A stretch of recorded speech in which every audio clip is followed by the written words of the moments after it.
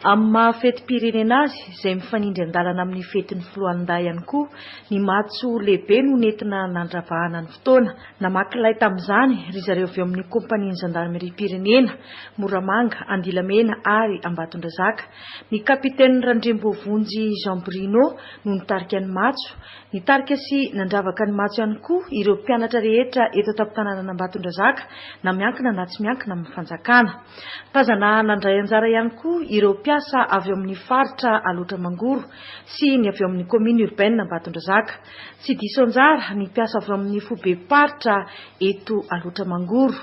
Ny fikambanana maro samihafa, ny mpanao fanatanjahantena ary ny firaisan'ny skotisma aty Alotra. Misy 720 mianadahy mianaka ireo nahavita be teto amin'ny firenena no nosalorana maro-boninahitra.